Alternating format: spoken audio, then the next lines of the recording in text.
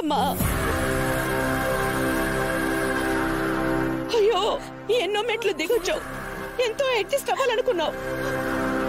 ఇందాక కూడా first night కి ఎందుకు ఒప్పుకున్నావు అని అడిగితే డాడీ చెప్పినట్టు అడ్జస్ట్ అవుతాను అని అన్నావు. ఏంటిది? చూసావా బావా, నా కూతురికి ఎలాంటి పరిస్థితి వచ్చిందో? ఇదంతా నీ నిర్ణయం వల్లే వచ్చింది బావా. అమ్మ నక్షత్ర, అసలు ఏం జరిగిందో చెప్పు. నేను చెప్తాను మావయ్య. రే, నువ్వు ఆగరా. నా కూతురు చెప్తుంది, ఆ తర్వాతే నీ మాట ఏదైనా వింటాను. అమ్మ నక్షత్ర, నువ్వు చెప్పమ్మా.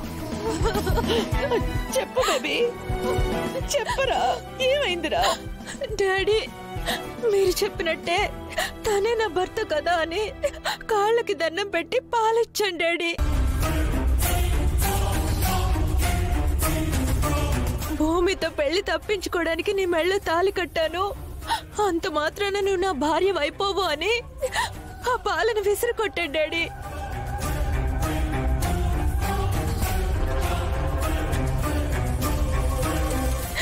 కావాలంటే తన్నే అడగండి, విసిరి కొట్టాడో లేదో. అంటే మావయ్య, విసిరి కొట్టిన మాట వాస్తవమే, కానీ నా కూతుర్ని పూర్తిగా చెప్పనివ్వు. అదేంటండి అలా అంటారు? లోకం దృష్టిలో మనం భార్యాభర్తలం అయిపోయాం కదా. మా డాడీ చెప్పినట్టే అడ్జస్ట్ అయిపోదామన్నాను, అంతే డాడీ. ఇప్పుడే నీ నోటితోనే నేను భర్తని కాదని ఒప్పిస్తానని.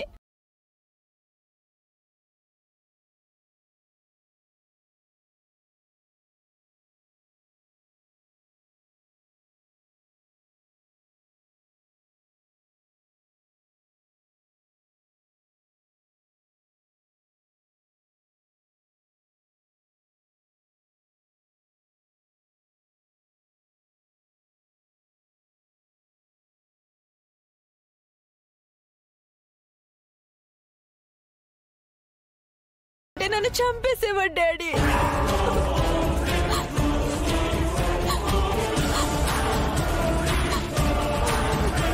మావయ్య, గ్లాస్ విసిరిన మాట వాస్తవమే, కానీ ఒకసారి నేను చెప్పేది.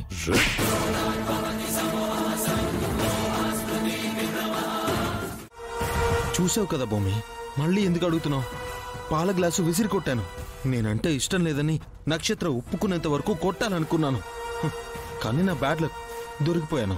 రాముడు లాంటివాడు సడన్ గా రాక్షసుడైపోయాడంటే నమ్మేంత పిచ్చిదాన్ని కాదు చెర్రీ నేను. రాత్రి ఏదో జరిగిందని అర్థమైంది. నక్షత్ర మాటలు నమ్మి నాన్న అప్పటికే కోపంతో ఊగిపోతున్నారు. అందుకే నేను కూడా ఏం మాట్లాడలేకపోయాను. అసలేం జరిగిందో చెప్పు చెర్రీ. తాగండి, కొంచెం తాగండి, నా మాట వినండి.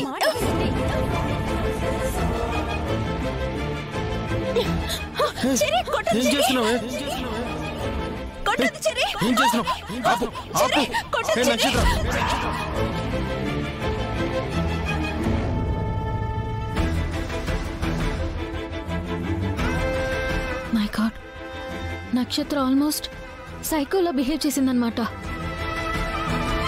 సైకోలా బిహేవ్ చేయడం కాదు భూమి, తను నిజంగానే సైకో. లేదు చెర్రీ, సైకోలా యాక్ట్ చేస్తుంది. తన గోల్ ఒక్కటి, బయటికి తను మంచిగా నటించి నిన్ను చెడ్డవాడిగా ప్రూవ్ చేయాలనుకుంటుంది. మా నాన్న మీ పెళ్లిని యాక్సెప్ట్ చేశారు కదా, మా నాన్న చేతే ఈ పెళ్లే కాదని చెప్పించాలని చూస్తుంది.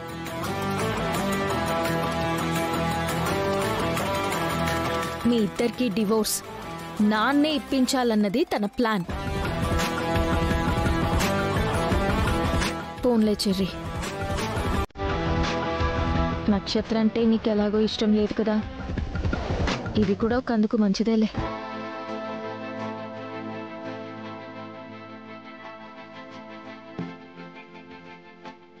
తను నిన్ను చెడ్డవాడిగా ప్రూవ్ చేయాలనుకుంటుంది. నువ్వు కూడా అలాగే కనిపించు.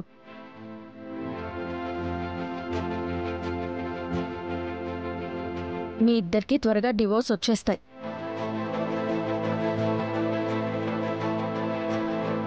అప్పుడు కనీసం నీకు మనశ్శాంతైనా దొరుకుతుంది. నో భూమి,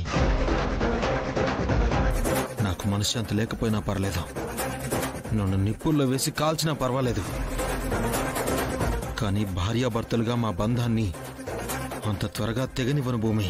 అదేంటి చెర్రీ అలా మాట్లాడుతున్నావు? నీకు తనంటే ఇష్టం లేదు కదా? తనంటే ఇష్టం లేదు భూమి, కానీ నాకు మా అన్నయ్య అంటే ప్రాణం.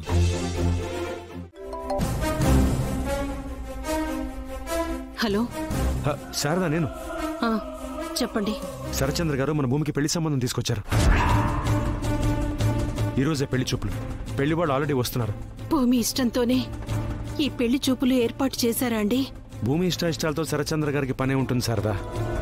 ఆయన ఉద్దేశ ప్రకారం పెళ్లి చెడగొట్టింది గగనే కాబట్టి భూమి మాట వింటుందనే నమ్మకం ఆయనకి. కాకపోతే భూమి పెళ్ళొద్దన్న విషయం మనకు మాత్రమే తెలుసు కదా. ఎందుకండి భూమి ఇలా చేస్తుంది? గట్టిగా అందామంటే చివరి క్షణంలో నా తాళి బొట్టు కాపాడింది కాబట్టి నేను అనలేకపోతున్నాను. కానీ ప్రతిసారి నా గగన్ మనసును గాయపరుస్తూనే ఉందండి. శారదా, నేను భూమిని దగ్గర నుంచి చూస్తున్నాను. తనకి మన గగనే ప్రపంచం. కానీ పెళ్లి వరకు వచ్చేసరికి ఎందుకో తను నాన్నే కావాలంటుంది. నిజం చెప్పాలంటే భూమి మనకు అర్థం కాని పజిల్లా తయారైంది. ఈ రోజు వస్తున్న సంబంధం భూమికి ఖాయమైపోతే భూమి నా కోడలవుతుందన్న ఆశ ఇక ఉండదా? అది కాదు శారదా, ఇప్పటిదాకా మనం ఆశపడ్డ వాటి మీద భూమి నీళ్లు చల్లింది.